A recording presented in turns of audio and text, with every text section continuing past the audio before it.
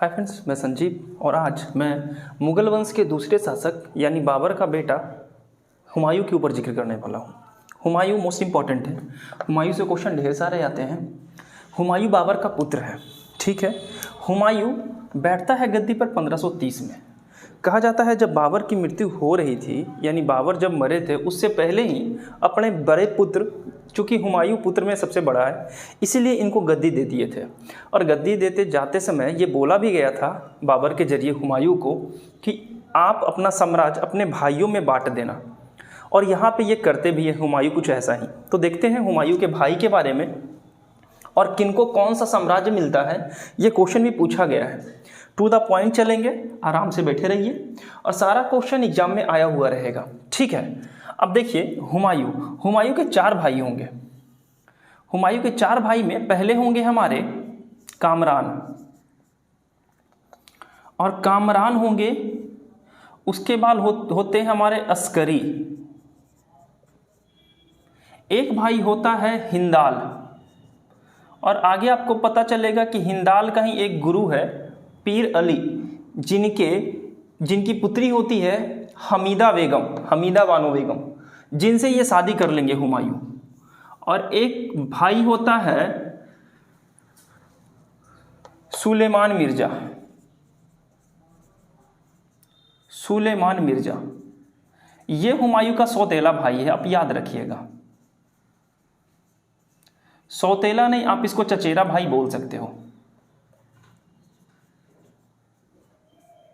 चचेरा भाई। और ये क्वेश्चन पूछा गया है, ठीक है। ये 4 भाई हैं हुमायूं के, कामरान, अस्करी, हिंदाल, ये अपने भाई हैं, और ये सुलेमान मिर्जा चचेरे भाई हैं। इनको अपना साम्राज्य बांटेंगे। कैसे कैसे बांटेंगे? तो कामरान को मिलता है काबुल और कंधार का एरिया, अस्करी को दे देंगे संभल, हिंदाल को मिलेगा अलवर, और सुलेमान मिर्जा को मिलेगा वध खसा। ये हुमायूं अपने भाइयों में अपने साम्राज्य को बांट देंगे, और हुमायूं अब युद्ध करेंगे। ये हुमायूं, प्रथम युद्ध होगा इनका, जिनका नाम है कालिंजर का युद्ध। और कालिंजर का युद्ध पूछा गया है। कालिंजर का युद्ध करेंगे ये 1531 में। कहा जाता है कालिंजर पे एक राजा थे जिनका नाम था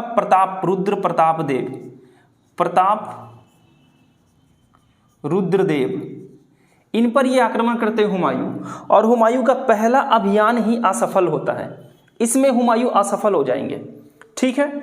उनके बाद हुमायूं सेकेंड युद्ध करेंगे दौराहा पर। दौराहा का युद्ध होगा, और दौराहा का युद्ध होगा 1532 में। और ये चुनार के किले को हासिल करना चाहते हैं। चुनार का किला, कहा जाता है चुनार का किला काफ़ी शक्तिशाली किला था। 4 महीनों तक डेरा डालने के बाद हुमायूं को यहाँ पे सफलता हासिल हुई थी। इसके बाद ये चुनार के किले को हमारा हुमायूं भी चाहता था और शेरशाह सूरी भी हासिल करना चाहता था। तो चुनार का किले पे 4 महीने तक डेरा डालने के बाद हुमायूं और शेरशाह की सूरी के बीच में एक संधि होती है। इस संधि में शेरशाह सूरी कहता है कि आप क्या कीजिए, आपके साथ हम हमेशा वफादार रहेंगे, बदले में चुनार हमको दे दीजिए। और वफादार रहेंगे तो हुमायूं बोलते हैं कि वफादारी किस हिसाब से? तो कहा जाता है कि आप मेरे बड़े बेटे को अपने साथ लेके चले जाइए। तो शेरशाह अपने एक पुत्र को हुमायूं के पास भेज देंगे, इसलिए कि वो हमेशा हुमायूं के वफादार रहेंगे। तो यहाँ पे ये युद्ध होगा कालिंजर का, दौराहा का। अब एक तीसरा युद्ध होगा, थर्ड युद्ध होगा, और वो होगा चौसा का युद्ध। और चौसा का युद्ध पूछा गया है 1539 में होगा चौसा का युद्ध। चौसा का युद्ध होगा किनके बीच? तो ऑब्वियस सी बात है, हुमायूं प्लस शेरशाह के बीच। शेरशाह नहीं, शेर खां। होता क्या है चौसा के युद्ध में कि जब हुमायूं को यह पता चलता है कि शेर खां हुमायूं से धोखा किया है, जबकि शेर खां पहले ही बोल चुका था यहाँ दौराहा के युद्ध के समय कि मैं मुगलों के प्रति हमेशा वफादार रहूंगा, लेकिन यहाँ शेर खां धोखा कर देता है। इसीलिए हुमायूं अपनी सेना लेकर बिहार का एक जगह है चौसा, बक्सर में पड़ता है, बक्सर में है चौसा, और चौसा जो है वो कर्मनासा नदी के किनारे है, कर्मनासा नदी, और यहीं पे युद्ध हुआ है। हुमायूं और शेर खां के बीच यही युद्ध हुआ है। एक्चुअल में होता क्या है कि जब हुमायूं अपनी सेना लेकर आएंगे तो शेर खां एक संधि, ट्रीटी, शांति का संधि आदेश भेजे देंगे, संदेश हुमायूं के पास। हुमायूं इस संदेश के झांसे में आकर वो खुद अकेले चले आएंगे कर्मनासा नदी को पार करके। लेकिन जब हुमायूं को ऐसा प्रतीत होगा कि शेर खां हमसे धोखा किया है, तो वो घोड़े सहित गंगा नदी में डूब जाते हैं, कूद जाते हैं। होता क्या है कि कर्मनासा नदी यही है चौसा, और चौसा के पास ही बिहार में गंगा नदी प्रवेश करती है। तो जब हुमायूं को यह पता चलता है कि शेर खां मेरे साथ धोखा किया है, तो घोड़े के सहित वो गंगा नदी में छलांग लगा देते हैं। और एक भिस्ती कहते हैं नाव खेने वाले को, नाव खेने वाला आदमी एक हुमायूं को बाहर निकालता है और नदी पार करवाता है। इसकी खुशी में हुमायूं उस व्यक्ति को एक दिन का राजा बनाते हैं, और वही एक दिन का जो राजा भिस्ती है वो चमड़े का सिक्का जारी करता है। तो यहाँ पे यही याद रखिएगा कि चौसा का युद्ध में हुमायूं पराजित हुआ। पराजित ये लड़ा ही नहीं गया था, हुमायूं भाग गया था, ठीक है, गंगा नदी में छलांग लगा के। और गंगा नदी से हुमायूं को निकालता है एक भिस्ती कहते जो नाव खेता है। इसी से खुश होकर उस भिस्ती को हुमायूं एक दिन का दिल्ली का साम्राज्य बना देगा, राजा बना देगा, और उसी राजा ने चमड़े का सिक्का जारी किया था। तो कभी कभी पूछता है कि बताइए मुगल शासक के किस समय या किस शासनकाल में चमड़े के सिक्का जारी हुए हैं। ठीक है, ये सारी सिनेरियो आप याद रखिएगा। उसके बाद थर्ड युद्ध होगा, फोर्थ, और फोर्थ होगा हमारा कन्नौज या बिलग्राम का युद्ध। इसको कन्नौज भी कहते हैं और इसको बिलग्राम भी कहते हैं, और ये होगा 1540 ईस्वी में। और ये भी युद्ध, और यहीं पे एक बात याद रखिए कि ये जो शेर खां है, जब ये हुमायूं भागता है, इसी समय शेर खां शेर शाह की उपाधि धारण करते हैं। शेर शाह का बचपन का नाम फरीद है। एक शेर के मारने के उपलक्ष्य में फरीद को शेर खां की उपाधि दी गई। लेकिन जब शेर खां चौसा का युद्ध में जब इसको ये पता हो जाता है कि अगला दिल्ली का राजा मैं बनने वाला हूं, तो वो शेर शाह की उपाधि धारण करता है। उसी के जस्ट अगले साल, एक साल बाद कन्नौज या बिलग्राम का युद्ध होगा, और ये युद्ध भी होगा हुमायूं प्लस शेर खां के बीच, जो शेर शाह बन गया है। और इसमें हुमायूं पराजित हो जाएगा, हार जाएगा, और हुमायूं हारने के बाद निर्वासित जीवन जिएगा।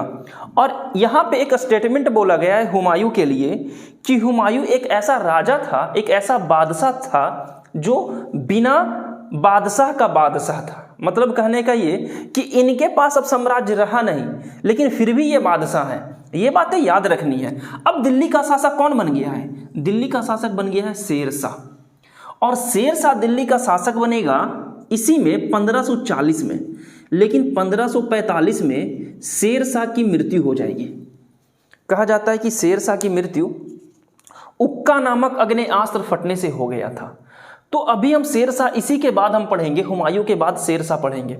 लेकिन हुमायूं 15 साल के लिए निर्वासित जीवन जीते हैं, यानी 15 साल तक ये हमेशा बाहर रहेंगे भटकते, और इसी दौरान हुमायूं विवाह करेंगे। हुमायूं चले जाएंगे हिंदाल के पास। अब ये आप स्क्रीनशॉट ले सकते हो। ये चारों युद्ध के बारे में पूछा गया है कि हुमायूं सबसे पहला युद्ध हुमायूं का कौन सा था? तो कालिंजर का था, जिसमें हुमायूं पराजित हुआ था, यानी असफल रहा था। कन्नौज का युद्ध कब हुआ और किनके बीच में हुआ? चौसा का। कन्नौज का युद्ध कब और किनके बीच में हुआ? ये सारी बातें पूछी गई, आप स्क्रीनशॉट ले सकते हो। अब मैं इसको साफ कर दे रहा हूं और मैं आगे चलता हूं कि आगे कौन सा ऐसा युद्ध होगा जिससे हुमायूं को फिर से दिल्ली मिल जाएगी और हुमायूं गद्दी पर बैठ जाएंगे। ठीक है, तो चलते हैं। मैं मिटा दे रहा हूं इसे। अब हुमायूं 15 साल तक निर्वासित जीवन जिएंगे, और 15 साल यानी 40 से लेके 55 तक। और उसके बाद 55 में एक सरहिंद का युद्ध होगा। हुमायूं के साथ होगा और यही शेर खां का ही उत्तराधिकारी होंगे उन्हीं के बीच। तो सबसे पहले हुमायूं का निर्वासित जीवन देख लीजिए। निर्वासित जीवन, और निर्वासित जीवन होगा हुमायूं का 1540 से लेके 1555 तक। और इस निर्वासित जीवन में हुमायूं करते क्या है, तो ये चले जाते हैं हिंदाल के पास।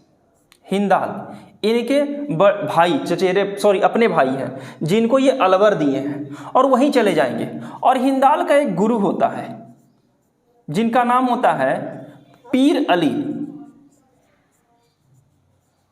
और पीर अली की एक पुत्री होती है जिनका नाम है हमीदा बानो बेगम। इससे हुमायूं का विवाह हो जाएगा। हुमायूं का विवाह कब होगा, तो हुमायूं विवाह करेंगे 1541 में, ये बात याद रखिएगा। और ठीक एक साल के बाद 1542 में अकबर का जन्म होगा। अकबर का जन्म होगा। तो यहाँ पे आप देख लीजिए कि जब हुमायूं निर्वासित जीवन जी रहे थे तो पीर अली की पुत्री जो हिंदाल के गुरु हैं उनकी पुत्री हमीदा बानो बेगम से हुमायूं विवाह करेंगे जिनसे अकबर का जन्म होगा। ये बातें आप याद रखिएगा। अब क्या होता है कि यहाँ पे अब हुमायूं एक युद्ध लड़ेंगे जिनका नाम है मच्छीबार का युद्ध। 1555 में मच्छीबार का युद्ध लड़ेंगे, लेकिन वो इंपॉर्टेंट है नहीं। 1556 में एक युद्ध लड़ेंगे जिनका नाम है सरहिंद का युद्ध। और ये सरहिंद का युद्ध पूछा गया है ये कि किस युद्ध के बाद मुगलों को पुनः दिल्ली हासिल होती है। तो सरहिंद की युद्ध में मुगल यानी हुमायूं फिर से दिल्ली के सिंहासन पे बैठ जाएंगे। और ये 1556 का टाइम होता है, 1556। और 1556 में दिल्ली में एक हमारा आप कह सकते हैं लाइब्रेरी, ठीक है, लाइब्रेरी जो दीन पनाह आप कह सकते हैं उसको, दीन पनाह नामक ये लाइब्रेरी था, ठीक है। ये सीढ़ी से, इनकी सीढ़ियों से ये गिर जाते हैं।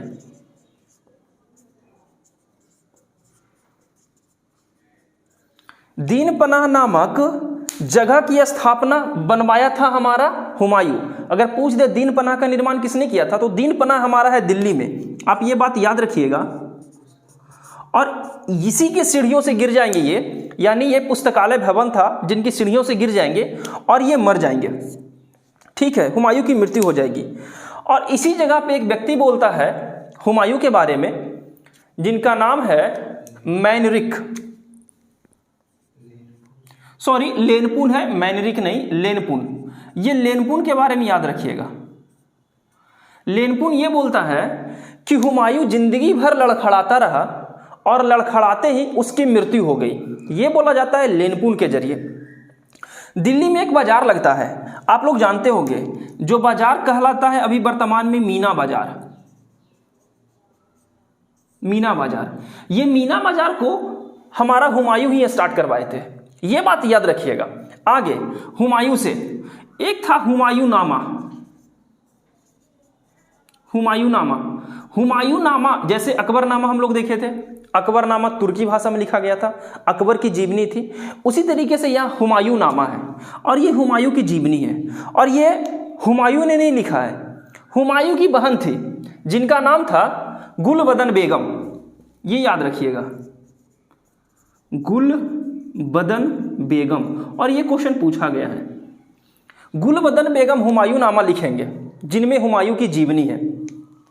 तो ये सारा सिनेरियो हुमायूं से था। हुमायूं से युद्ध इंपॉर्टेंट है कि कौन कौन सा युद्ध लड़ेंगे हुमायूं, हुमायूं कैसे, हुमायूं की मृत्यु होती है, हुमायूं की मृत्यु कब होती है, और इसी समय अब अकबर अपने गद्दी संभालेंगे। हुमायूं टोटल इतना ही था, इसी से आपको क्वेश्चन आ जाएगा। सबसे इंपॉर्टेंट हुमायूं में है चौसा का युद्ध, बिलग्राम का युद्ध, ठीक है। और ये जो चौसा का युद्ध है वो 39 में लड़ा गया है, बिलग्राम को ही हम लोग कन्नौज का युद्ध कहते हैं, ये बातें याद रखनी है। हुमायूंनामा मोस्ट इंपॉर्टेंट है जो गुलबदन बेगम लिखे हैं, ठीक है। अब हम नेक्स्ट डे आएंगे आपके सामने और इनके पुत्र के बारे में पढ़ेंगे जिनका नाम है अकबर।